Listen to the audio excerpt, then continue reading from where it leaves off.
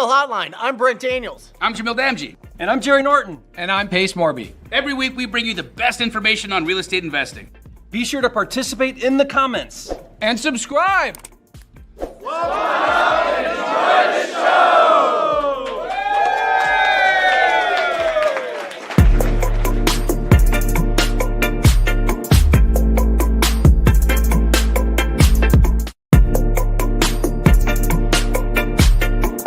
So thank you so much for calling Wholesale Hotline. Wow, that's great.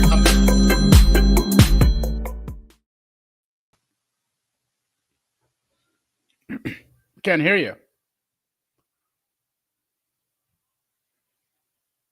I can't hear you.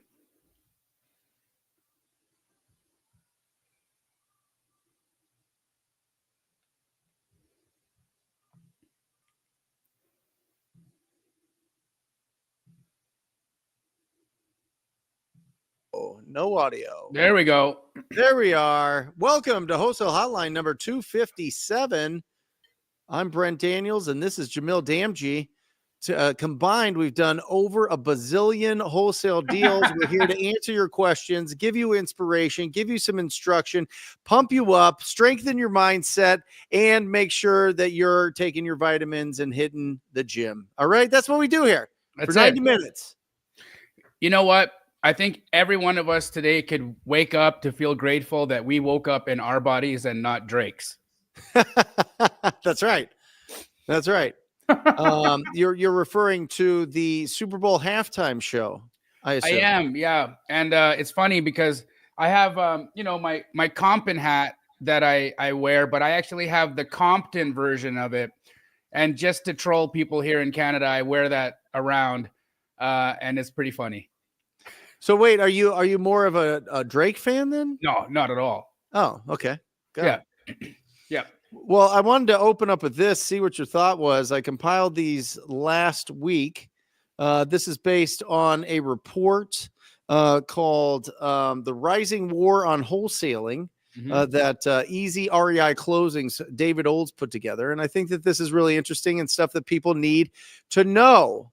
First there's certain states, there's 20 states out of the 50 states that have restrictions for assigning contracts for marketing properties before you own it, or you have to have a license. Here are the states that require a license: Illinois, Nebraska, Oklahoma, Kentucky, Virginia. You could do 2 deals. Michigan, North Dakota, Arkansas, Connecticut, and Mississippi. Okay.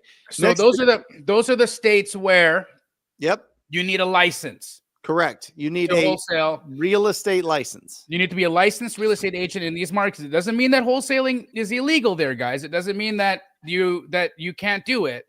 You just need to have a real estate license to wholesale. There's only one place, and we all know it, Jamil, but we'll get to there in just a second. These are states that require disclosure of wholesaling options: Arizona, Iowa, Indiana, Alabama, Wisconsin, and Pennsylvania. You have to disclose, which we have it in our purchase contract. We've always had it in our purchase contract, the right to market the property before we own it and to assign it. And we just put in there, what wholesaling actually is. We explain it to the property owners, and we don't have problems with it. If we do have problems with it, then we'll just scratch it out. We'll close on the deal, and then we'll just flip it traditionally. But that's very, very, very rare, guys. All right. Next is states that require you to register as a wholesaler: Oregon and Indiana. They require you to register as an actual wholesaler. There's a wholesaler certificate or license or something in Oregon and in Indiana. And states you cannot wholesale. There's one, Jamil. South Carolina, you got to buy those deals. What do you see? What do you feel, Jamil? What does the audience feel about all this? Well, my feeling is that it's noise. It's noise. Yeah. If you're looking at the wholesale regulations as a reason not to get started, as a reason to feel like, oh, I don't want to learn this just so that they outlaw and ban it in a couple of years, and I wasted all this time and money to learn this business model. I think that's just your protection mechanisms keeping you from doing something hard. That's what I think. I think the reality is that we've seen the regulations take hold. We've seen them come. We've seen what they're doing, and we've seen what states have done about it, right? These states are requiring you to get a real estate license. Okay, cool. You guys understand that getting a real estate license is not rocket science. It's a 2-week process. You know, just do the test, go get the practice exams, do the classes, write the exam, and get your license. It's not a big deal. In the other states where you're required to register as a wholesaler, do the registration. I mean, okay, so what? And in the states that you have to disclose, I think you should disclose in the states that you don't have to disclose. All right. I think you should disclose all the time so that no one can ever point the finger at you and say, you made money on me, because that's what businesses are for. I don't know what LLC was ever created other than a nonprofit for the purpose of not making money. So I wouldn't let this get in your mind. I wouldn't let this infect you with paralysis. I think the reality is that it's going to be a barrier to entry for people who can't read in some of those states. And we should probably not have people in the wholesale business who aren't willing to do a little bit of work, because you get clowns in there sometimes, and these clowns are making the business harder for all of us. So I don't have a problem with it. Yeah, I think it's a huge opportunity. I do. I think it's a huge opportunity. If you're in those states and first of all, Jamil, speak to the real estate agents in those states that aren't wholesaling. What are you doing? Right? If you are not wholesale, if you have a real estate license in any of these states here and you are not wholesaling, what are you doing? Right. You can be your own best client. Mm-hmm. It is a no-brainer to figure out how to go and find off-market great opportunities and match them up with investors in your market that you know are going to do a great job fixing and flipping up that property. I mean, it is a no-brainer. It should be in your toolbox. Every single real estate agent should learn it, should understand it, and should implement it, in my opinion, especially with AI coming out that's going to basically take over a real estate agent's job.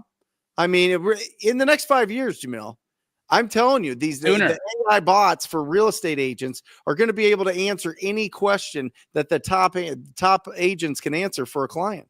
It's going to be absolutely crazy. And the one I can hear agents now, they'll never replace us. Okay. Right. They will.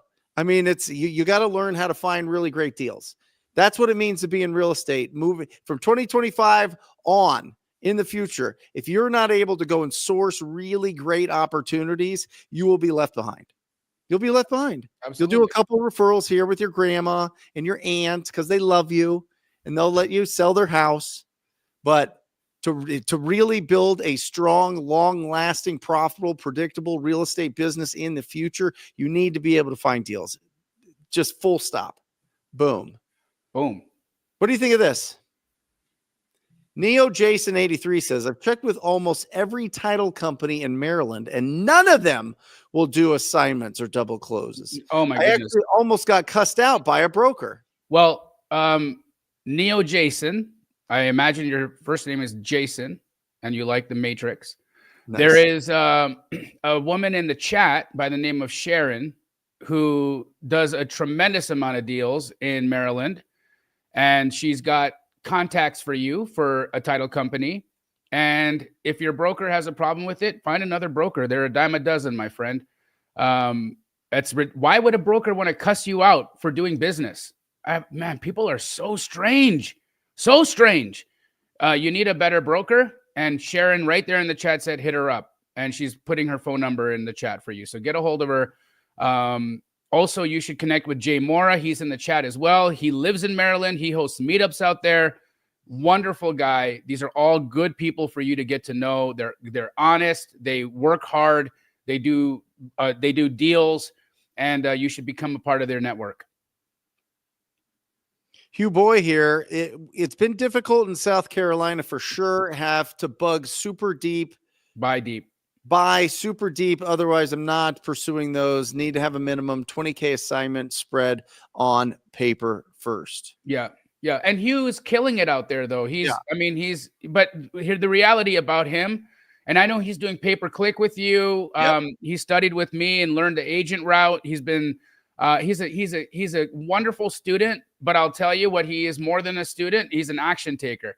That guy figures it out and he gets it done. He sees where and he's not he doesn't hesitate. He never hesitates to pull the trigger on something he knows is going to be profitable and make sense. And the guy works. Yep. He works his tail off. And you guys want to know where he does it from? Vietnam.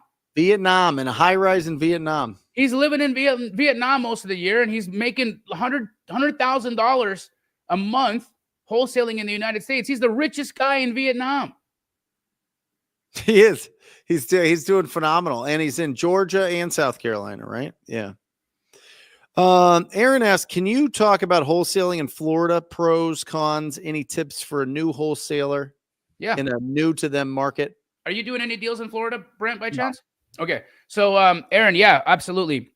One of the things I would say is that it's a really robust market. There's a ton of buyers out there, lots of activity, lots of investment activity, lots of fix and flip activity. There's a couple of things to take note of. With the hurricanes that have happened and devastated certain parts of it, I would stay away from flood properties or properties that were flooded, because the reality is buyers aren't ready to take those down quite yet because FEMA has instituted a rule where if the damage was too great or if your property flooded, they're going to make you demolish it. And so there's still some vagueness as to how those situations are going to be overcome. So, Aaron, my suggestion would be to just stay away from flooded properties, but outside of that, it's game on. Now, one of the things that you should also pay attention to is there's a big difference between the value of a block property, so a property that's constructed out of block, versus wood, because when you're in a market like Florida, where there is that kind of weather potential, you want a block house over a wood house. It just makes more sense. And so those typically trade for 15 to 20% higher than the wood frame construction homes. So when you're comping properties, that's a data point you need to make note of, because you might be pulling a comp that's a block house, but your subject might be a wood house, and they have block and wood houses in the same neighborhood on the same street next to each other. So you actually have to do another layer of digging to see its construction material before you can actually call it a comp. But outside of that, it's like doing deals anywhere else. It's just, in my opinion, Florida is one of those markets that's a little easier because there's just so much buyer activity. There's just so much going on. The population is so big. There's so much money there. There's so much investment potential out there. A lot of industry. Net migration to Florida is still extremely high from the Northeast. So I think it's got a ton of potential, and we've only seen the beginning of it. Yeah. Florida is, I love Florida because it's pro-business. Yeah. You know what I mean? They're just, they're going, right? It's like Arizona. It's like, a lot of the, southern states are very pro-business. And that means it's easier for people to get money is basically what I mean for pro-business. It's easier to lend money. It's easier to foreclose if people don't pay on those loans, which means more money flows into those areas for nice returns. So really watch that, guys. Really watch, is it easy to get private money lending in your state? Is it really easy to go through the foreclosure process? What do private money lenders require you to sign to be able to get a loan in your state? Because that'll show you the speed of the money. Because they're always worried about, okay, how can I get this property back? How can I get my money out of this property if I need to? And that's why some areas are slow. New York's slow. California's slow. It doesn't matter. People want to live there, so they can be slow. But in some of these other areas like Texas and North Carolina and Florida and Arizona and Nevada, it goes really, really, really fast, and other states as well. But really check that out. How important do you think it is, private money lenders and having a relationship with private money lenders in your business, Jamil? Well, I think it depends on the business model. I didn't have a ton of private money lenders when I was getting started in wholesaling because I wasn't taking a lot of things down. Yeah. And so I didn't necessarily rely on private money lenders until I started doing more fixing and flipping. And once I did start to do more fix and flips, then I wanted to leverage private money lenders because I didn't want to tie my money up while we were doing the project. And so the passive investor who would put their money in, and my sister and I would do the deal. I would find the deal. The private money lender would bring the money to the table. My sister would do the renovation, and then we would split it 50-50. My sister and I being one side, and then the investor being another side. You can do it that way. I know I gave away way more profits than some people like to. I know Pace borrows at like 8 to 10%. And there's a lot of private money lenders that are out there that'll do a deal at 8 to 10%. But I think it's very important to become a well-rounded real estate investor, right? Not just somebody who's just wholesaling, that's it. I think in order to become a well-rounded real estate investor, you have to have the opportunity to use multiple exit strategies. And if you don't have your own capital, then private money lenders are important for you so that you can make better moves. Robin, Jamil, how's the new place? Time to furnish and decorate. Your daughter will probably love that. Oh my goodness. Yeah, we move in. We actually get the key. What you just did, yeah. We get the key tomorrow. Okay. At 1:00. We'll do our walkthrough. Going to sage the place tomorrow so that we, clean up the energy in there. And then we move on Thursday. So the bad energy, or is this just something you do in every house? I do it in every house. Got it. Yeah. And no one's ever lived in it. It's a brand new build. Oh, so that's nice. But it's right a block off from the river where I walk every day when I'm in town. It has a river view. It's got a city view. It's gorgeous. It's such a incredible, and it's in Calgary's best neighborhood, Parkdale. It's been voted the best neighborhood in the city year after year after year. It's 5 minutes to downtown, 5 minutes to my kid's job, 10 minutes to her school. I can get anywhere I want in, a matter of a few minutes, and it's beautiful. So and what beautiful. area is this? It's the neighborhood's called Parkdale, and it's in Calgary, Alberta. Calgary, got it. And you have a place in California. I do, yeah, but that's currently occupied by victims of the fire. So I'm not going to be visiting California as much as I had in the past. With the place gone now, and my kid's 16. She needs me more than I think I need the ocean. And so, but you're right on the ocean. I'm on the beach in LA. Yeah. In Venice. Yeah. And Calgary. Yeah.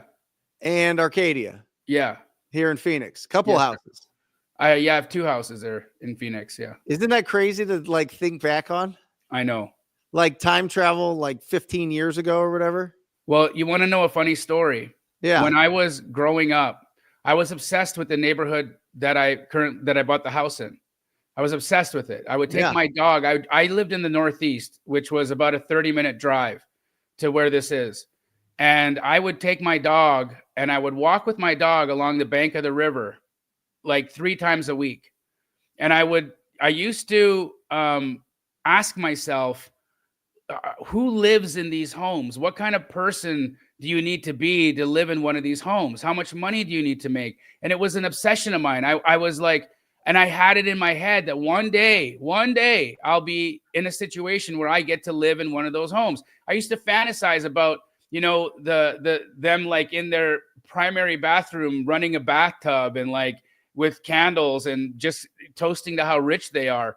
That's what I used to think about when I would visit that part of town when I was young. And, I'm 46 now, so it's been quite a while since that time, but I'm really happy, man. It's like, it took 20 years to manifest it, but it happened. Yeah. So you it's just joy. It's not like I guess I just did this. It was like something on that list. Yeah. I'm making I'm getting a lot of joy out of it because, I get to build memories with my kid there, right? We're putting a little art studio in there for her because she's a brilliant painter. I'm going to build out a little studio for myself so you don't have to see my bed when I'm doing lives from Canada. This is kind of weird, right? Like you guys realize that's my bed. So like when I'm done the podcast, I just take a nap. But it's weird, right? A 46-year-old man who's at my level shouldn't have a bed in this studio. Anyways, I'm happy that that's not going to be the case anymore. That's awesome. Yeah. But I mean, 15 years. What was it? How are you living in 2010? Oh, terribly, bro. Terribly. By 2010, let's see, 2010 I had already lost all my money. I was just getting started again in wholesaling in Phoenix. So it was just the beginning. So I was still broke. I was still heartbroken from having, devastated myself and my family, bankrupted my parents, like all of that shame was still there. Yeah, to think from even 2015, dude, even 2015 to 2025, all that's happened in a decade. And to think that you and I and Pace, we're going to be coming on 5 years of Wholesale Hotline in what, 3 more episodes, dude? 3 more episodes. Yep. That is insane. That's so cool. Look at what we've done in 5 years together, brother. It's incredible. It's absolutely incredible. It is. I think that saying, there's, a lot of sayings are, I don't know if I agree with most sayings, but I like the saying that, you always overestimate what you can do in a year, but underestimate what you can do in 5. I think that is so true. It is. I think if people took like a 5-year and broke it into quarters, like 20 segments, and really focused on those 20 segments, the amount of growth and the amount of real expertise that you could fit into those 20 segments would be huge. But you have to start with the first segment. Yep. And then you have to go through all the rest of them. There's a female version of our show called the Wholesale Hotties. Nice. And they're on Thursdays at 5 p.m. And Sharon just in the chat said that they're on their 15th episode. So guys who watch this, you should check Sharon and the ladies out on Thursdays. I imagine it's a very entertaining show. I know Sharon is a wonderful human being, and I think Angie. I always butcher their last name. Milanazzo is one of the hosts of that show as well, and she's phenomenal. She's just such a beautiful human. So I would highly recommend you guys check that out. Awesome. Put a link in the chat, Sharon, so people can watch you. Oh, yeah. Donda too. Donda's so good. Jenny Bow 8288 says, "Hi, Jamil and Brent. I signed up on your 14-day trial for Deal Sauce. Can you give a basic refresher course on how to use it again?" We'll watch the replay after this. What is Deal Sauce? Is it Privy 2.0? Is it Privy and PropStream rolled up in one?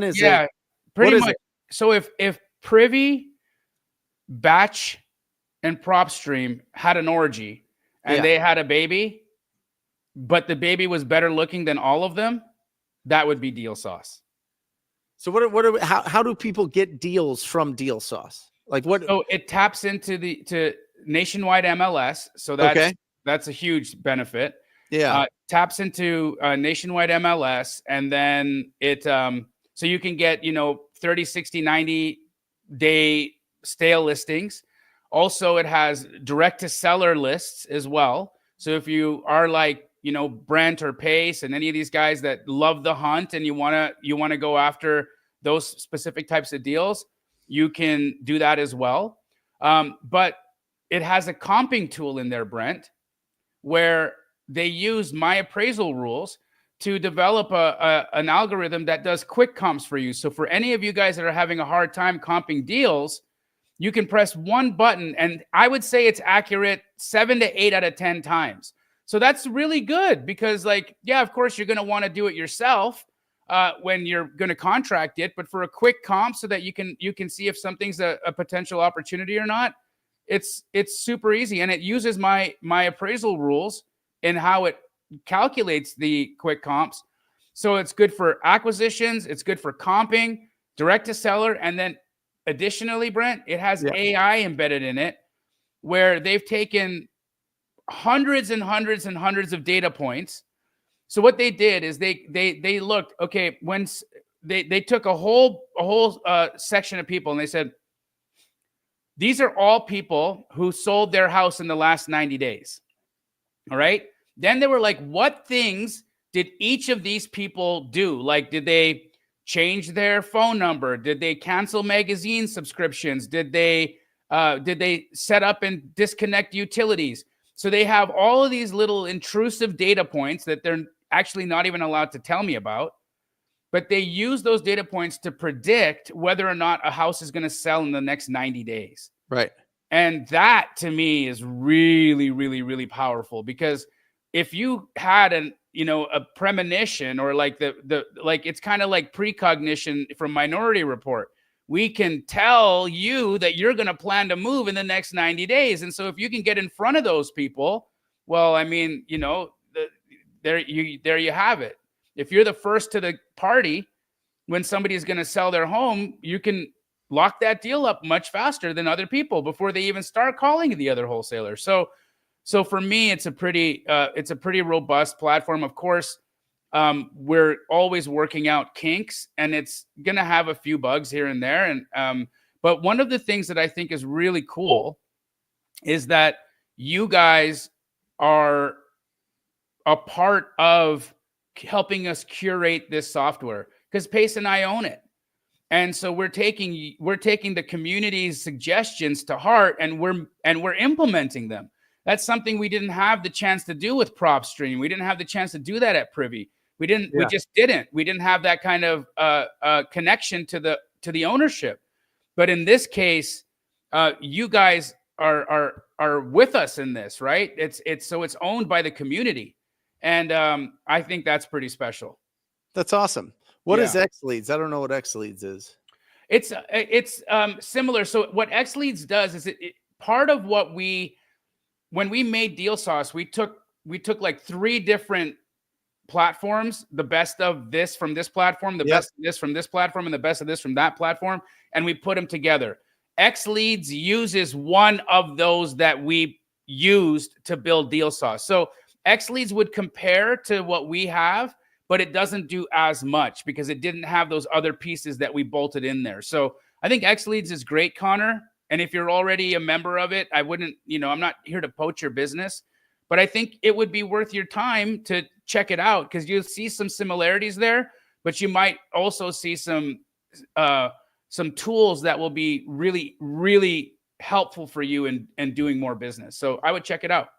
What is there like certain, is there different levels of Deal Sauce? Well, what you can do is is it like newbie or somebody, I hate the word newbie. I really do. New person starting out, somebody just building momentum, somebody that's established, somebody that's growing.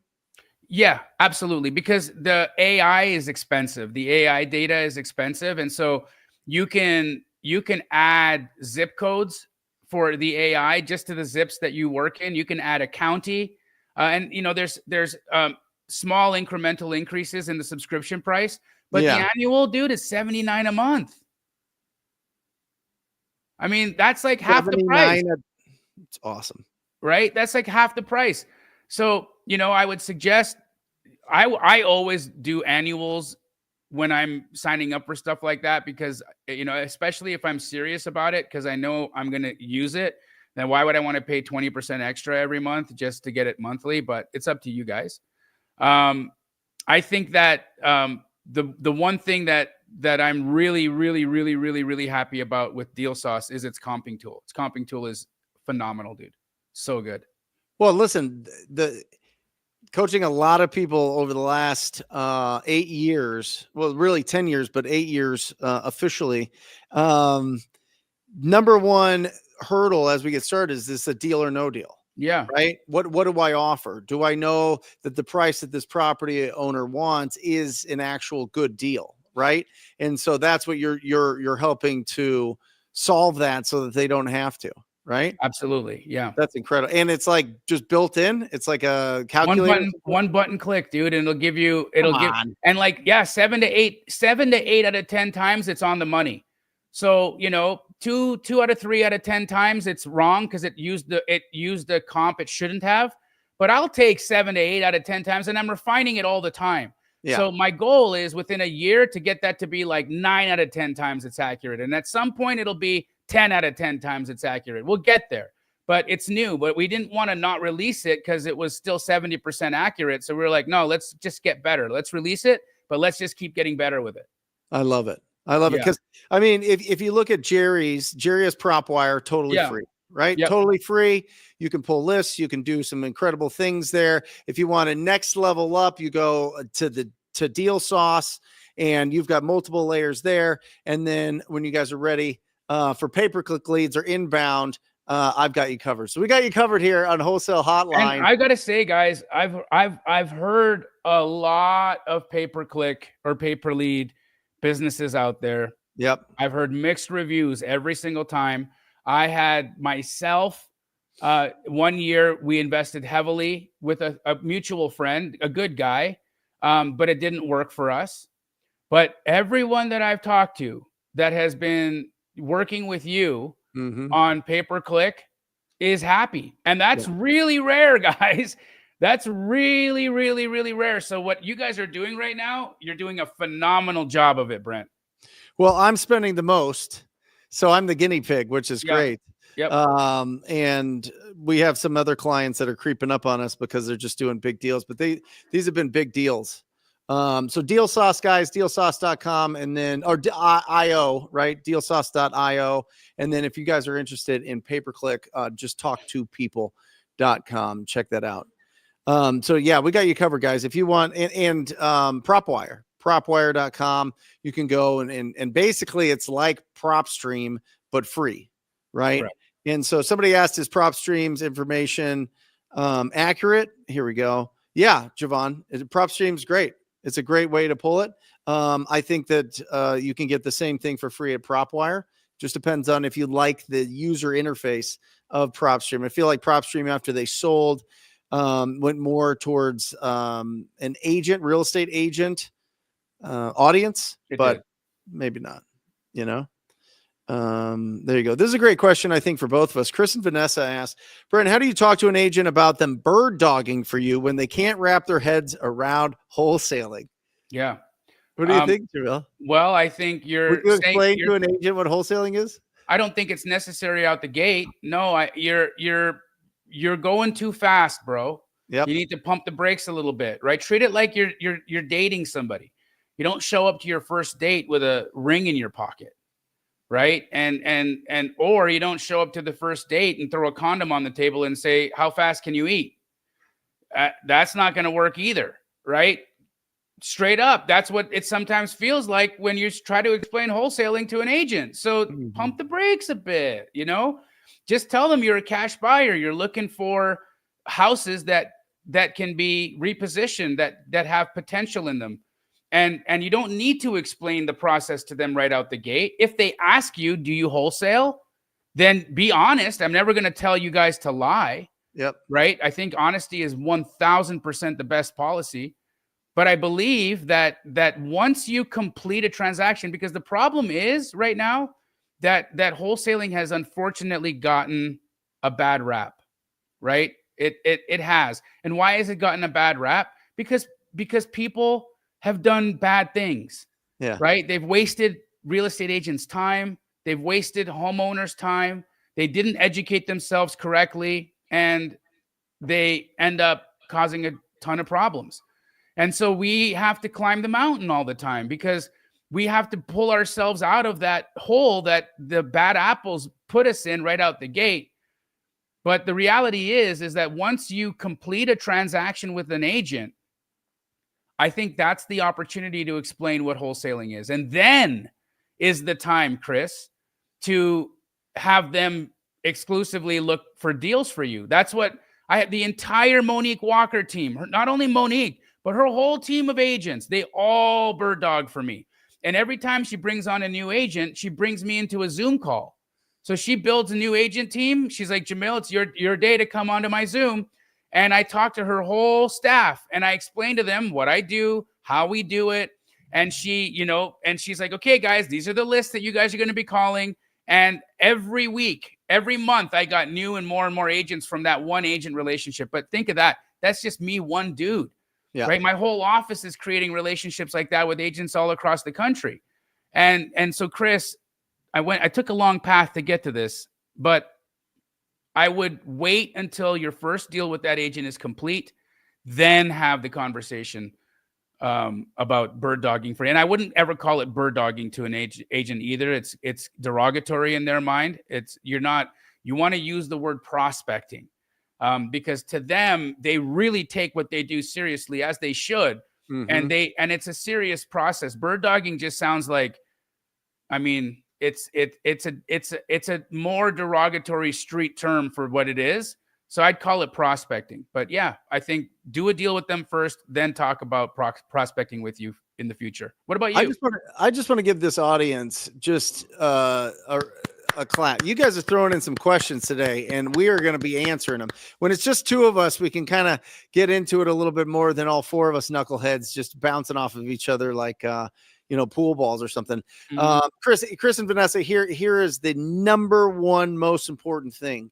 It is make sure that you're consistently reaching out to them and you're bringing really good energy. Be really excited about things, be really excited about real estate, and reach out to them often. You can't just go, hey, will you go find me some houses? And they go, oh yeah, we'll find some. And then they send you some MLS listings. And then that's it. No. I want original condition or really rough looking houses. I would really prefer before they hit the market, or if they've been on the market a while, for you to really negotiate aggressively for me, right? The agents love you as a client. They love that, but they don't think you're serious. As a real estate agent for a long time, I am in the mecca of real estate investing education. We're in Phoenix, Arizona. Every seminar when I was coming up in this game, every coach, it was something new every week. And we would know as real estate agents because somebody would reach out and then somebody else would reach out with the same script or the same vibe or the same lack of confidence. And they're trying to overcompensate for their lack of experience. And then they're being weird. Just be a human being, be cool, crack some jokes, have some energy, and talk to them more than once. If you keep coming back to them over and over and over, they're going to be like, oh, this person's serious. They really are looking for great deals. Yep. And once you do that and start building a reputation and start posting every single day to your social media that you buy houses, that's when it starts really picking up the momentum. But if you just do one text or try to set up some automated thing to, build a relationship with an agent, forget about it. You will not build a relationship with really, really, really solid agents unless you're reaching out to them until you're building an actual relationship with them.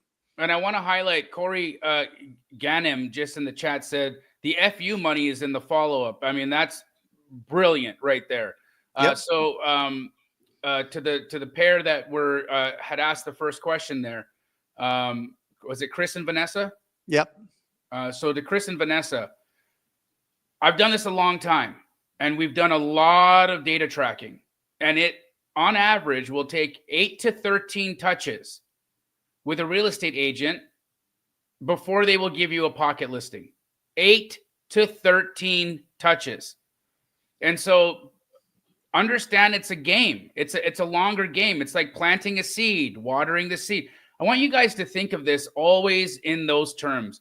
Your first conversation is planting a seed, but that seed's not going to grow if you don't water it. It's not going to grow and if you don't add sunlight, if you don't create nutrients and fertilizer, and all of that requires attention, right? So if you just call an agent one time and then expect they're going to remember you and send you deals, you'll never make money. You'll never make money that way. That's the only way to do it is to continuously prospect, to continuously follow up. Well, and I like this because Trudy says, how much should I pay a real estate agent for prospecting?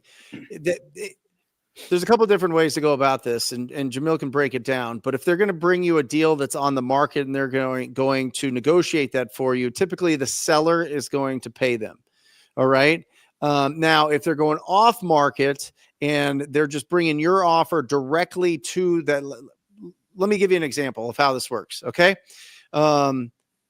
Monique Walker every single morning gets up at 6:05 or whatever. She does her exercise. She's crazy. She's in great shape. And then she gets on the phone at 7 a.m. 7 a.m. She's calling every canceled and expired listing, every for sale by owner. When she gets that on the phone with those property owners, she's setting an appointment. She's going to go on that appointment. She's going to do as much pre-qualifying as she can, but she's going to do what's called a listing appointment. When she goes on that listing appointment, she shows up and the owner's like, hey, I can't sell this because it needs a bunch of work. I can't afford to fix this up. I want this crazy price, but I can't do anything to this property. She goes, well, I think the best option for you would be a cash offer. Can I reach out to my investor and get a cash offer to at least put it in front of you? That's when she reaches out to Jamil. Jamil goes, beepity boppity boo. Here's your offer. She says, I can give you a cash offer at this price. So you get that offer. And then Jamil takes that offer, sells it to his, I don't know, 80,000 different buyers that you have now, and gets an assignment fee. And say that assignment fee is $20,000. How much of that goes to Monique? How much do you keep, Jamil? We do 50-50. So I want to show you something real quick here. This is great. Can I present? Yeah, I think so. Look at this. Check this out. Can you see this? Settlement statement? Yep. All right. Look at what my ex-wife just made. 86? Yeah. 86,900? Yes, sir. That's not the one you did live, is it? No. Oh, okay. What'd you make on that one? 60, 45 and 60. There you go. Yeah. Yeah. My ex-wife is doing this. I'll zoom in for you guys if you couldn't see. I just want to show, because like some people are like, this isn't real. This is bullshit. Right. Yeah. Well, okay, look.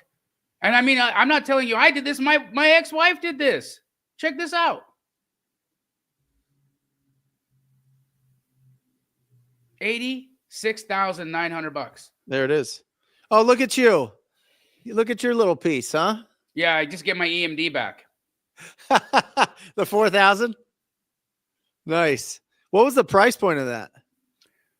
We picked it up for 400 and she sold it for 489.9. Gordon Mack's going crazy in the chat. Yeah. Is my ex-wife single? She is. Jeez Louise. Brutal, dude. Yeah. Brutal. Good thing you're a comedian. So wait, how did she find that deal? Agent. So talk to me about it. She's doing exactly what I told her to do. She's every day in the morning, she wakes up and does cold outreach to agents. And she just calls them and says, hey, my name is Natalie. I'm looking for fixer-upper properties. I know you get a lot of calls like this, but the reality is that a lot of the people who call you may not be serious. I'm very serious, and I'm looking to place some funds very soon. Yeah. So if you have anything coming to the market that could use some work, I'd love to see it. And you know, you've met her before. She's a really sweet person, so she's got a nice, kind way about how she speaks, and she very, very easily started creating relationships. And now that specific deal, she called that person on a listing that they had about 6 months ago, and the listing had gone under contract day one of it being put on the market.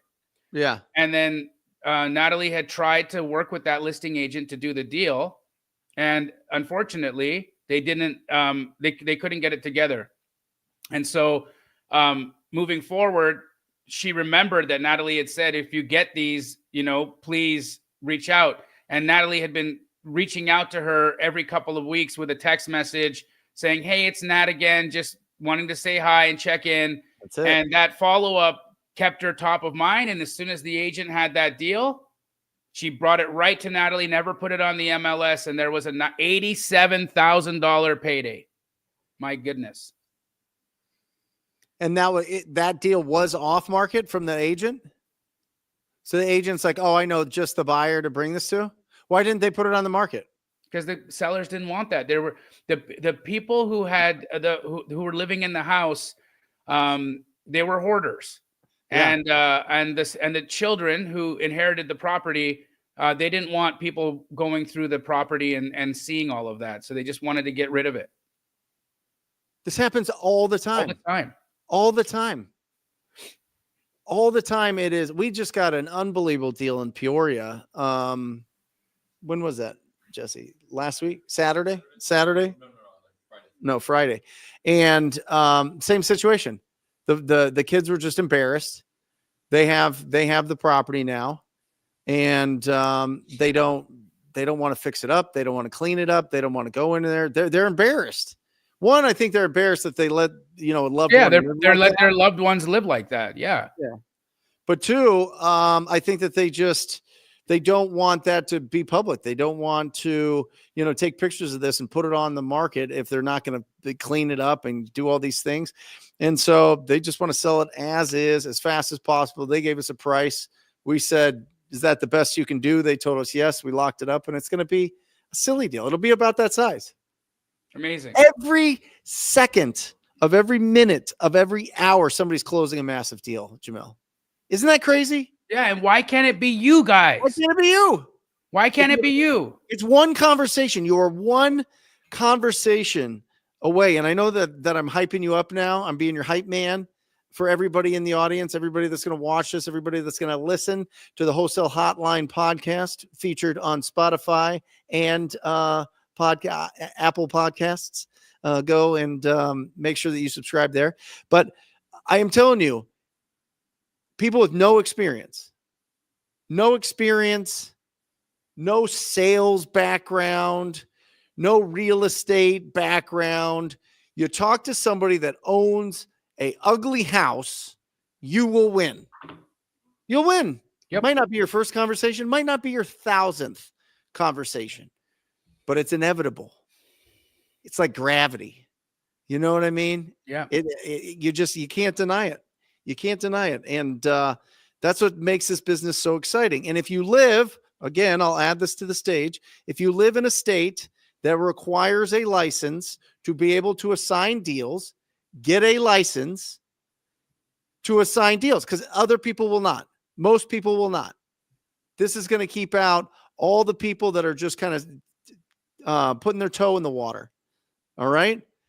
Those are the states that require license. Here's the states that require disclosure, which you should be disclosing in all state, in my opinion, all states. Here's the states that require you to register as a wholesaler. And here's a state that you cannot wholesale. You got to close on the deals, South Carolina. All right. Boom. I love that.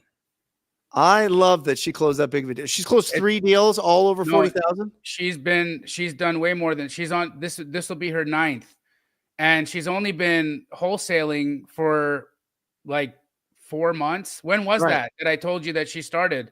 Not long ago. And she's killing it, dude. She's killing it. Well, I will tell you, I think that going back to the incredible show that's on Thursdays with the Wholesale Hotties, I feel, in my opinion, just being in real estate since 2004, women have a 20% like bump in the success rate in this business, because people trust them, people like them, people they feel like there's more authenticity. You know what I mean? And it's just the sky's the limit. I'm not saying bros don't go out there and crush, but this shouldn't stop anybody from going out there and being wildly successful in this business. And it's the best. It's not going to change. Finding good deals is always going to be a thing. It's always going to be available. Every single second, somebody's doing a massive deal. Mike Leahy says, look who she learned from. But I want to say, let me tell you this, Mike. You'd be surprised. That creates a lot of resistance, right? Because their proximity was too close, right? The reality is that I'm not as special to her as I am to some people out in the world. And so, because this woman has had to hear me fart, where, you know what I mean? Where you guys, you haven't. And so I have a better, I'm a little bit more, I said that now, so I do. But the reality is you might put me in a little bit of a higher regard than she might have, right? And so it actually wasn't to her benefit that she learned from me. It took her a long time to wrap her head around it. And, there she is. There she is, on fire. Yeah. Here we go. Dr. Glock 2. Somebody took Dr. Glock 1. benefits of a real estate license, and is wholesaling oversaturated? I'll pull something up in just a second, but I think, listen, you have access to the MLS. It's easier to have a conversation with real estate agents when you say, hey, this is Brent Daniels with Gentry Real Estate, right? Where I hang my real estate license at, or Remax, or Coldwell Banker, or Century 21, or HomeSmart, or EXP, or Real, or whatever it is. It gives you a higher level of credibility there. In those states that require it, you have to. You get referral fees. This is the most slept on thing about getting your license. If you don't want to do any deals and you just want to make an extra like 40, 50K a year, just find people that want to sell their houses and refer them to other people. They'll give you 50%. They'll give you 50% of their commissions for just giving it to somebody else. We get calls all the time. We get texts all the time. People are reaching out to us because we do TV, we do pay-per-click, and they want retail. They deserve retail. These are beautiful houses. Yeah. So I send a realtor out there to list that property. Right. We get 50%. And you're licensed yourself, but you don't take those listings? No, I don't take those listings. Somebody goes out there and takes 50%. It's passive. Yeah. And they're doing it every single day, Jamil. They're absolute pros of what they do. Yeah. So much. What do you think? Do you think it's oversaturated? You know, I please don't take this the wrong way, Dr. Glock. But Dr. Glock too. I do believe that comes from a scarcity mindset. Honestly, right? The reality is there is no such thing as oversaturation. I don't believe it. Because I don't. The truth is that there may be a lot of people who call themselves wholesaler, but there's this many that actually do the work consistently. And so you're always going to be, if you're going to compete in this game, you're going to be competing against the consistency. That's it. Mm-hmm. And the people who are consistent typically aren't even the most talented. But the consistency will always win. Look at the size of Brent's biceps. Consistency wins. That's right. Right? This dude goes into the gym every single day and he lifts things, and that happens. Right? It's the same as working out. It's the same as exercise. It's the same as wholesaling. It's the same as anything you do in business. I think that if you stay consistent, then you will rise. You will absolutely rise. And yeah, Ingrid just said consistency will kill any talent out there. I wholeheartedly agree with her. This is Google Trends, people searching real estate wholesaling, right? You can see the peak there in 2021 was at 100 there. We're at 50 now. So people are like, and this is really, if you go in wholesale real estate, it's actually 25% to 30%. But real estate wholesaling, nobody knew what this was before 2000. Nobody searched it before 2021. Isn't that funny, dude? Yeah, it's because of you, Jamil. You put on blue paint and you spent a bazillion dollars in Facebook ads, and then all of a sudden you're in the zeitgeist. That's good. You know what I mean? I love it. You're a what is it? You're part of culture. You know what I mean? You brought it to it. You brought everybody to it. But it's incredible. It's an incredible business. There's a huge spike in 2021. Interest rates go 2022. Buyers disappear. Hedge funds disappear. Jamil, have you been seeing some of these states like New Jersey? And I bet California goes this way. I bet Florida goes this way. I bet some other places go this way, where they are restricting the hedge funds from buying. Yeah. Right? Because of the shortage of housing. Yep. And you got a bunch of houses owned by people that don't live in them, obviously. Right. But even more so in California, there's 100,000 vacant properties owned by the Chinese. 100,000 in LA. I just read that article today. And those houses just sit vacant. Yep. Just like my house was sitting vacant most of the time. I mean, I was barely there. Yeah. Well, that was the second house for you. Yeah. You live in Phoenix, not Beijing. That's true. You know what I mean? It's a little bit easier to get there, I think. Well, the Chinese nationals do that all over the world. They actually were banned in Canada, not Chinese people, but Chinese people were banned from being able to buy real estate in Canada because they were doing the same thing, just buying and parking money and letting the house just sit vacant. And then unfortunately, the house would become decrepit and it would, ruin the neighborhoods because they would always buy the most luxurious, expensive real estate and then not do anything to it.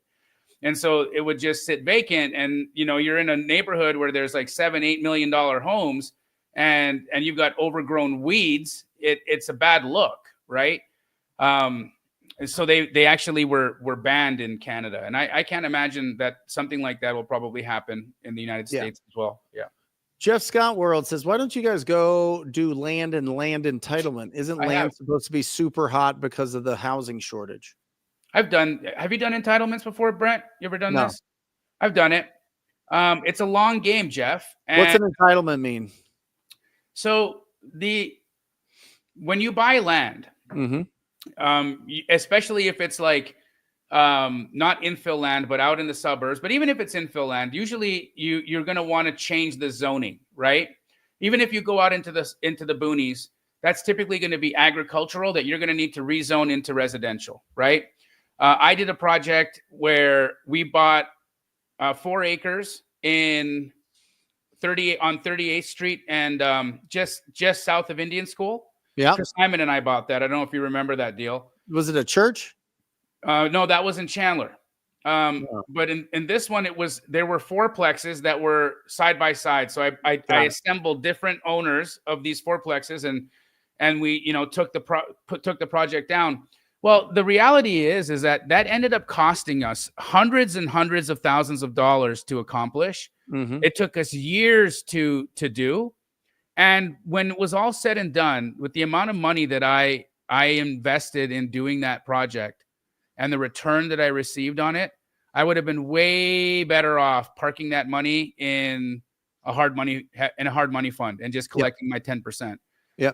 The amount of work for what I gained wasn't worth it for me. Now, does that mean that I won't do those deals? I will, but I don't want to hold them and do the entitlements. I let the builders do that. I also learned that builders really don't like it when you get land entitled, because when you're entitling the land means that you're getting individual lots, APN parcel numbers on each of these lots, right?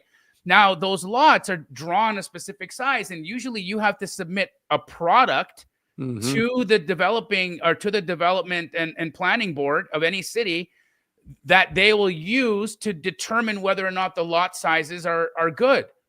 And so we do that, but what ends up happening is you take this now fully entitled piece of land to a builder and they're like, well, I don't like your product. I don't want to build your product. I want to build my product. So then they got to go and get it re-entitled, and that takes months to do. Yeah. So I don't suggest it. I don't think doing the entitlements is the way to go. I think flipping land like Dimitri does in the chat. If you guys, aren't paying attention to this guy over here, this Dimitri Van Camp dude, this guy's killing it on land. From Belgium. He's going to hate that I'm saying it. Living in Belgium. Yeah, he lives in Belgium. He's going to hate that I'm saying it because he's in this blue ass ocean of his. He's all alone in there, and he's killing it. He is killing it. But I don't think he's doing entitlements. I think he's just flipping land.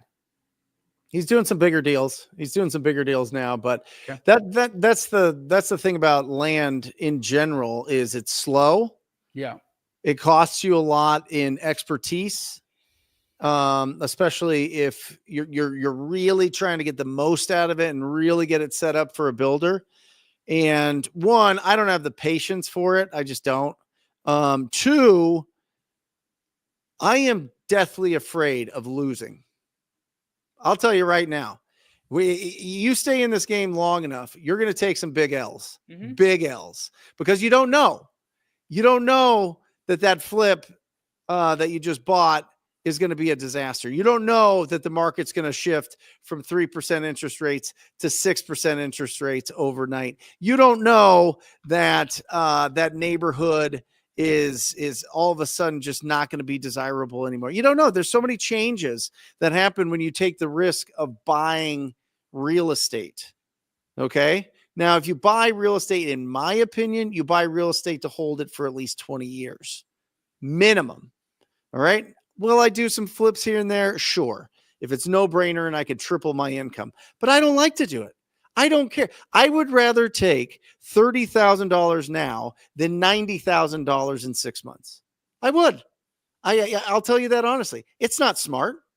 It's not good business. It's just, I know that I don't have to think about it anymore. Right. I know that with all of that off of my team's plate, we can go find more deals, and they're not distracted by what paint color we should be putting in that, or what kind of cabinets or what kind of countertops or all that. Right. Now, there's people that are amazing. We sell all of the deals that we sell to are the guys and gals that go and pick out all those things and have the crews and work with construction. They love it. They love it. I don't. I'll be honest with you. If I'm going to buy a piece of property, I want to own it forever. Yep. And that's usually why I buy them cash, which is even dumber. If you look at the time value of money. I'm with you on that as well, Brent. Most of the property that I own outright in cash. That's what I think is so cool about us as a crew, because, Pace does his business dramatically different than you and I. He's the king of leverage, right? Yep. He loves leverage, but smart leverage, right? So he kills it. He kills it in what he does. I don't necessarily like leverage. It stresses me out. I don't like making payments. I don't want to owe shit. I don't like that. It just bothers me, right? And so all I can think about is Warren Buffett. He says the 3 L's. Look it up. The 3 L's that'll destroy any good businessman. Ladies, liquor, ladies, and leverage. That's what he says. And that's sexist. So we'll just say lovers instead of ladies. But that's the truth. I mean, that'll destroy a lot of really, really, really incredible talent is those. And leverage totally destroyed me as a young man. So I've got, I put my hand on the stove and I don't want to do it again. I also think about this though, Jamil. I think about long-term assets, long-term cash flow. When I buy something cash, and I've bought a couple rental properties cash now, smoking deals, wholesale deals. And I get about 25 to 3,000 a month from them.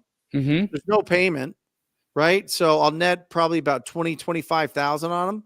And I bought them both for like $350. So after 12 years, I've got my money back out of it. Not really, but you know what I mean? Like, I don't know. I think that the end game is buy twice as many properties as you need, get them to 50% equity, sell the other half, pay the other half off, and have actual cash flow. I like it. Or just buy one big building. Or just one big building. But then the problem that you have if you would just buy one big building is that you might be in a situation where your major tenant leaves. Yep. And then you're in trouble. I've seen people in commercial real estate get hammered as well. So there's risk everywhere. More like apartment buildings. In my mind. Yep. But even then, the debt changes on an apartment building and you can get creamed. Yeah. When Pace and I were going to buy that building in Arcadia together, yeah. We walked away from $500,000 EMD. Right. The value of that building when we were in contract, the day we contracted it was $13 million. We contracted it for 12. Uh-huh. By the time we closed, or by the time it was closing time, you know what the value had dropped to? 8. 7. Yeah. Like that. Yeah. That's real. Connor asked, this is interesting. If another COVID-19 were to happen, what would you do and try and prepare for something like that? Business. Yeah, Connor, are you saying specifically a virus or a pandemic, or are you talking like a black swan event? Maybe we answer it in both ways. COVID was very good for real estate. Yeah. Anything that gets people trapped in their homes is going to have them asking questions of, why do I live here? Why don't we live somewhere with more space? Why is this room so crowded? And so that's what made people move and trade in real estate during the pandemic. And that's why real estate became so valuable in that period of time. How would I prepare for something like that? When I'm looking at, world black swan events like this, right? I'm always looking to see what are going to happen, what's going to happen with leverage, what's going to happen with the different economies, what economies are going to be the most impacted, and does that tie back to housing? And those are always the questions that I'm asking myself to make sure that I can still, weather a storm out. That's how I rock it. And one of the things that I do, Connor, to prepare for black swan events is I have a healthy amount of cash reserves. And I sleep like a baby knowing that I have that cash available if I ever need it. Yeah. Love it. What is the best PPL you've used? What was that bad platform you mentioned? I don't want to be negative, Jeff. It's this show is pretty influential out there, and I don't want to ruin anybody's business. But what I was saying was that I don't personally do any paper lead campaigns quite yet. I am going to convince Brent to let me in and do some. But it's TTP leads. Well, that's property leads. That is my affiliate link for property leads. That's been the number one around for my students over the last 6 to 8 months, but they give you $250. I think it's worth trying out. There's some incredible ones. iSpeed to Lead has a bunch of success in certain areas. Motivated Leads is good in certain areas.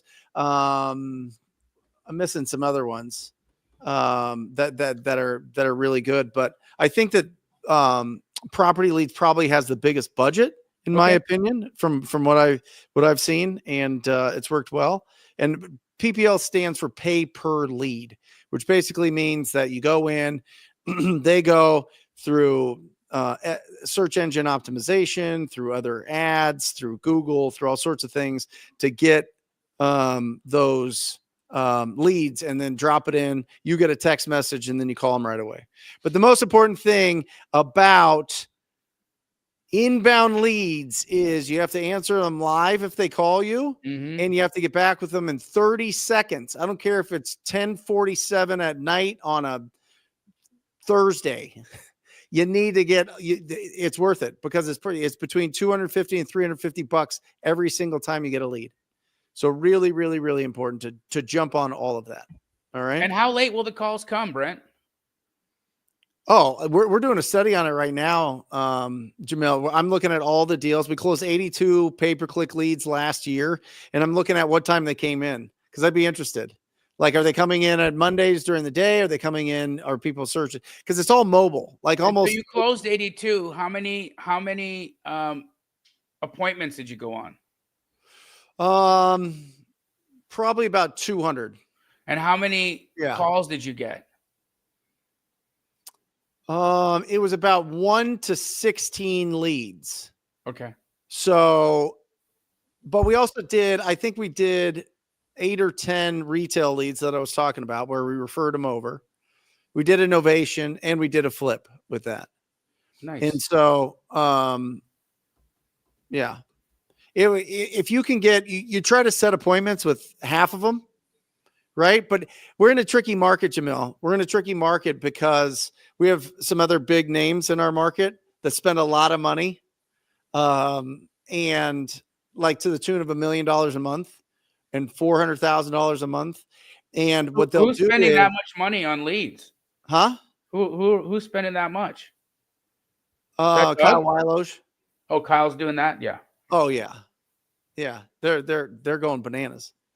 And Doug's been going bananas forever. Mm-hmm. You know what I mean? Great businesses, great business. If anybody's doing more deals than you, they've got a better business model than you. That's all it is. They've figured out a better business model and they have a better team. It's like the two NFL teams that played each other yesterday. The reason the Eagles won is because they're a better team, right?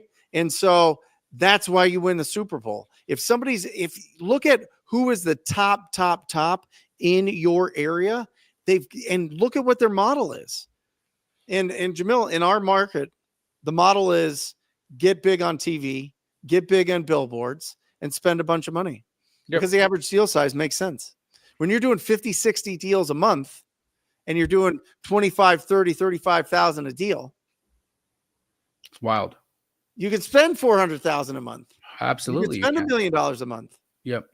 But that's big. That's big branding. That's big deal. So anyway, going back, I'm trying to get on as many appointments as possible, but some of them anchor a really high price until they go out and then, come with a reasonable. So going out on the appointments first actually isn't the best. Yep. So you want to say, talk to everybody you're going to talk to and call me when that's done. Yeah.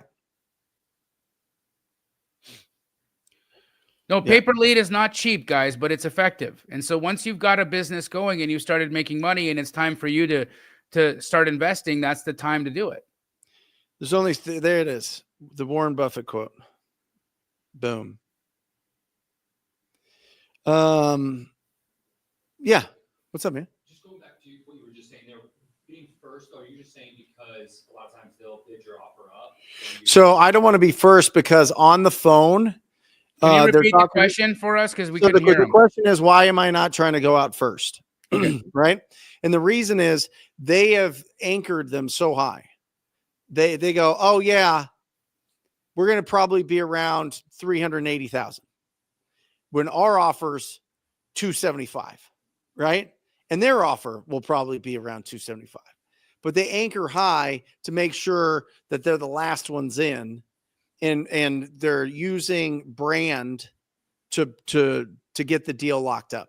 They're like, oh, these guys offered this, these guys offered this, these guys offered this, and then it's probably not that dramatic of 100,000. It's closer to like 30 to 50,000. Yep. Yeah. We got some more questions here. Novation. Yeah.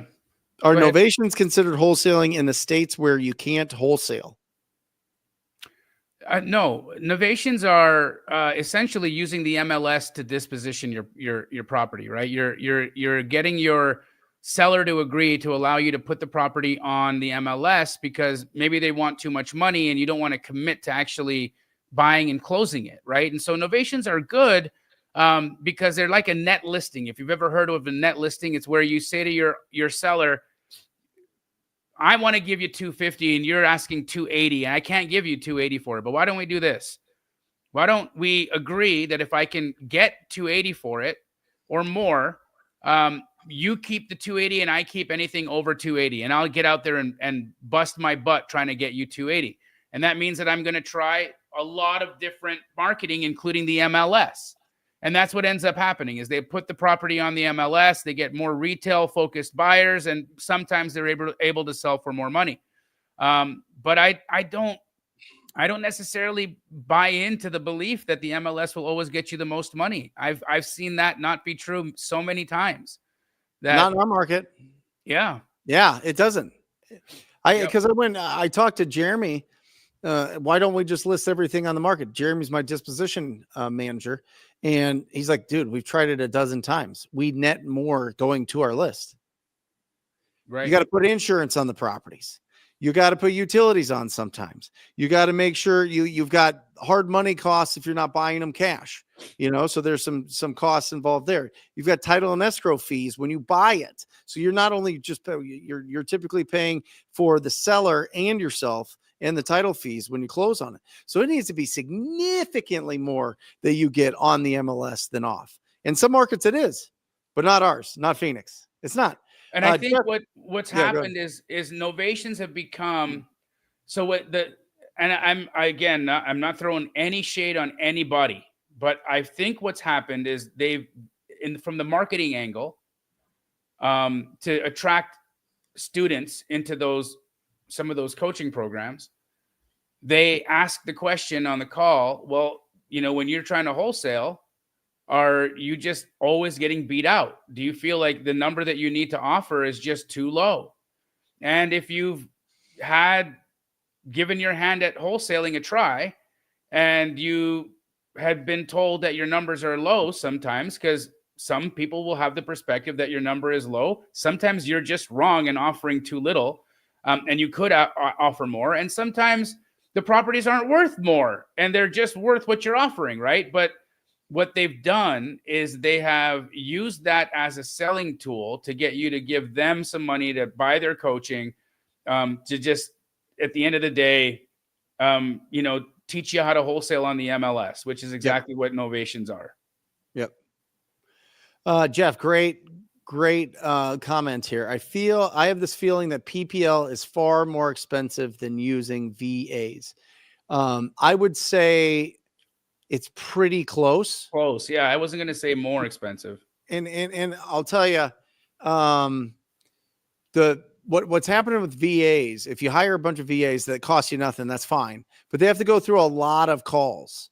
They have to go through a lot of conversations, and they're going to send you a bunch of nonsense. Yep. It happens every time. Yep. I don't care how good they are. I don't care if they're $25 an hour or $2 an hour. You're going to get a bunch of nonsense because they think that, oh, okay, somebody said they might want to sell their house. They're going to send it to you. And so you have to go the average, and this is just fact. The average is one deal per 50 leads, 50. The average time when you are a prospect. And by the way, this works. If you give it enough time, if you season enough, stay focused enough, you can build out something really robust, really good, get a really nice ROI on your spend. But it takes 120 days from the first time that your VA talks to that seller to you getting paid. Okay. So you got 120 days build up. PPL is 2 days. Let me say that again. PPL, well, not to get paid. It's 32 days, but 2 days before you get it under contract. Okay. Same with PPC. It's now. They're ready to sell now. Inbound is always going to be faster, typically, as a whole, not just deal by deal. Mm-hmm. So you got 120 days that you have to build up. You have to pay for your VAs, but it's the data that gets you. If you get bad data and you're like, oh, I'm going to just get 10,000 from Deal Machine, that's fine. But you'll go through that so fast. You will burn through 10,000 so fast. You got to have a lot of data. You have to have a lot of systems in place. And when you do a deal and you have 50 leads to get a deal, you don't just replace one lead. You have to replace 50 leads to get another deal.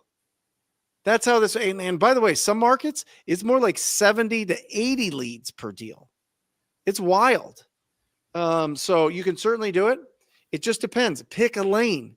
If you're going to get VAs and you're going to hire them, and just expect that you have to do a tremendous amount more lead follow-up. So the opportunity cost is interesting, and the costs actually start building up. And in my experience, inbound leads get you about $8,000 to $10,000 more per deal than outbound leads. That's just been my experience since 2000. Why do you think that is, Brent? Have you figured out why? I think that the people, if you do it right and you know how to do pay-per-click, and you know how to pick and you get pretty good leads, the people doing PPL know what keywords. They're selling their ugly houses. They're literally asking for a cash offer because they know it's terrible.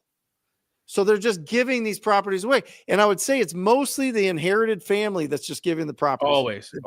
They're just giving them away. And that's where our biggest deals come from all the time, are probates. All the time. Yep. And so you look at this and you go, okay, well, it cost me $3,000 to do a deal with my callers on average. Let's say it costs $1,500, but it cost me $5,000 for PPL and PPC. But I'm making $8,000 to $10,000 more. I need 15 leads instead of 50 leads. I need 2 days as opposed to 90 days of follow-up. Depends on what kind of business you want to run. That's all I'm saying. Depends on the business that you want to run. And guys, I did outbound for 10 years, 12 years. I love it. I'm the TTP guy. You're the king of cold calling. I mean, I went bananas myself. I talked to 45,000 property owners before I hired any VAs. Yeah. So it definitely works. You making the calls yourself is always going to be the best.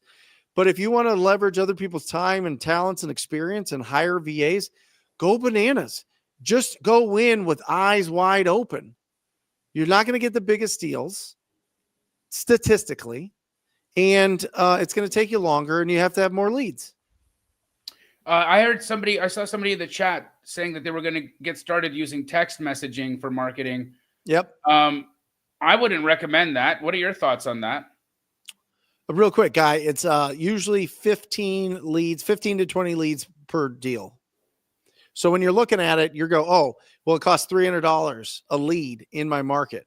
You're going to pay $4,500 to $6,000 for that deal.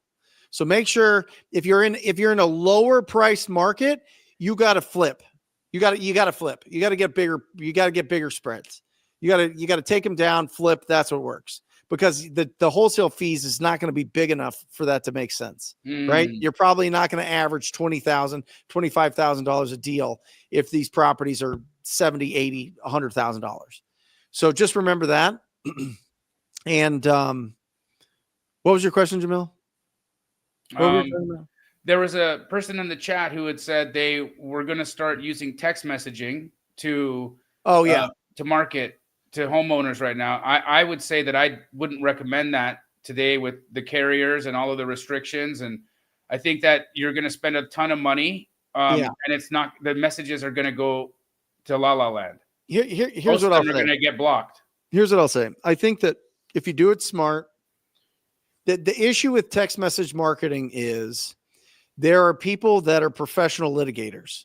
What about the carriers blocking everything as well? The carriers are blocking mass. You could probably get away with 100 to 250 a day without getting too much issues. It's when you're trying to do thousands, right, okay. Jamil? Vidalis was doing 1 million a day. Yeah, back in 2018. He's you great. know what I mean? Like, so they blocked that. I think you could do 100 to 250. I think it's a great option if you're in college, if you're full-time doing, work somewhere, if you've got young kids and you're raising them, if whatever, right? You just don't have a lot of time and you want to send out some texts, get a nice response, follow up, and now you've got some leads and it's a little bit easier. I think it's smart, but just remember this. If you text somebody, they now have your info. They now know who you are. And then they'll text you again to bait you in and text you again. Every text that you send them, they're going to say, you owe me $500 because I'm on the do not call list. Right. And so some people could shake you down. It doesn't happen every day, but you have receipts. They have receipts, as the kids call it. Right. And so just understand that. I like Connor's question. What deal have you done in the last little while that has kind of stuck to you, or the story of the deal? Maybe somebody that you helped or a situation that was hard.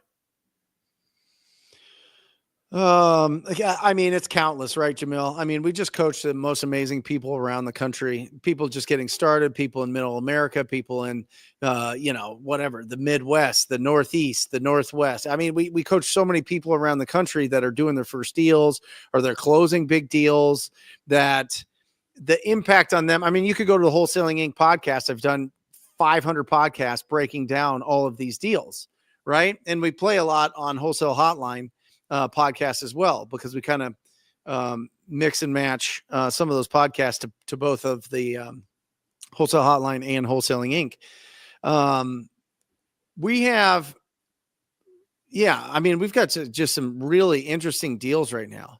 We have some interesting deal. Here's an interesting deal. Joshua goes to the house and it's a destroyed house. The sister's there. Joshua's my acquisition manager. The sister's there. And she is a drug enthusiast. Okay. She's enthusiastic about having a good time. All right. So she's doing all this. She's like, you can't get into the house. It was fire damaged. There's junk everywhere. All the doors and everything were boarded up by the fire department, whatever. Right. And so we talked to the sister and she puts us in touch with the brother. The brother's in prison. Okay. Brother's in prison. Wants to sell. We finally get a hold of the brother And he's like, my sister's crazy. Don't deal with her. Deal with me. All right. She From doesn't own the jail. property. Yes.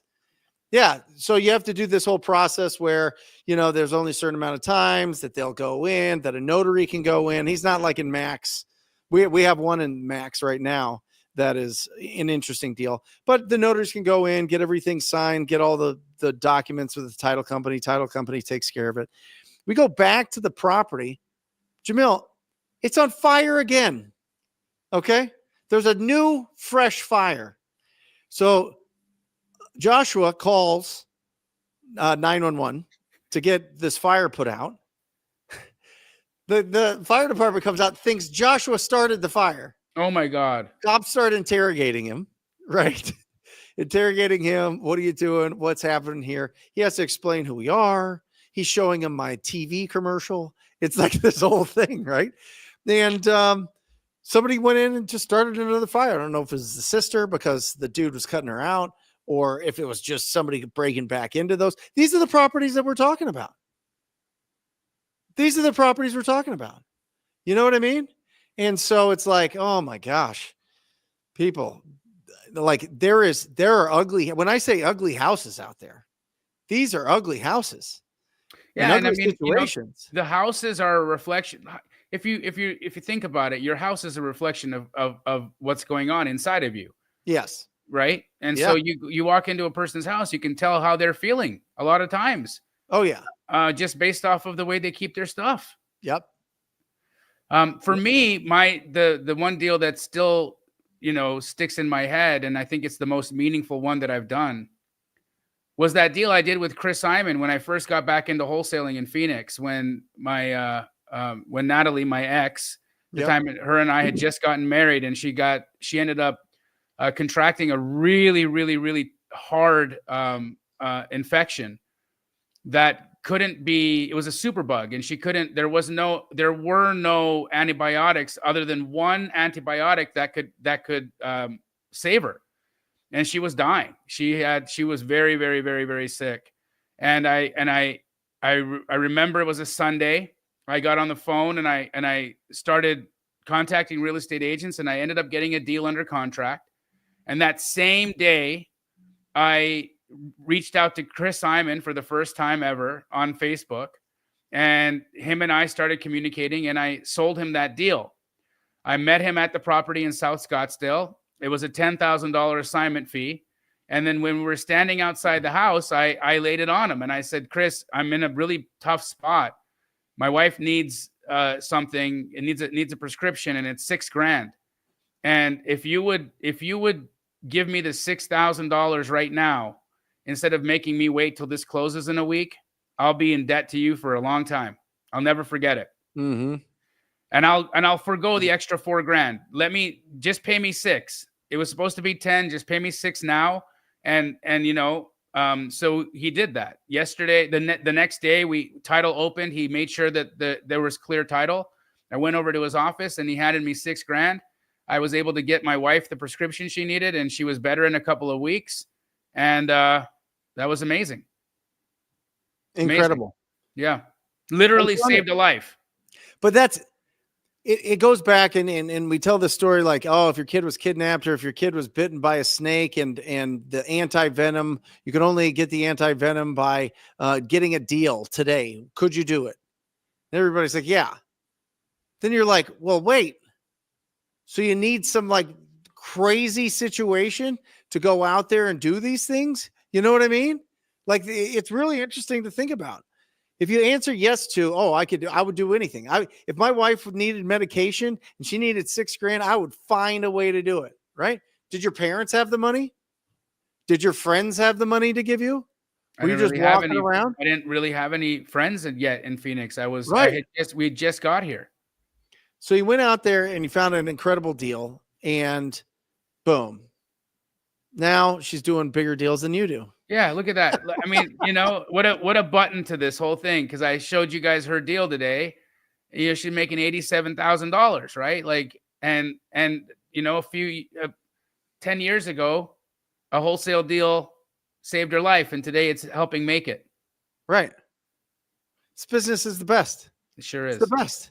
Guys, go out there, have conversations, make offers. You cannot lose. You can't lose. You will always win if you talk to enough people about their property and ask them if they would consider an offer and listen to their answer, find out what their goal is, and help them accomplish that goal. That's it. That's the whole business. That's the whole business. You just got a free course right there in 2 sentences.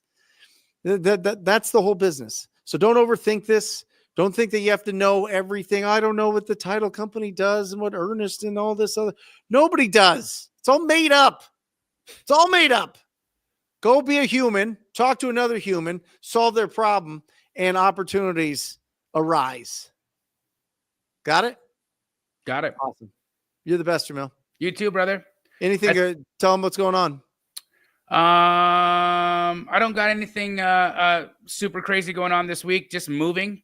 Guys, check out DealSauce, dealsauce.io. Give it a free trial. It's free. You know, go in there, compare it to what you're using right now. I think you're going to be really, really impressed. I truly believe that. DealSauce.io. Give it a try. Compare it to what you're using right now. And yeah, I think I'm really happy that we have something that is owned by the community that and cares about the community. So I think that's going to be a big thing.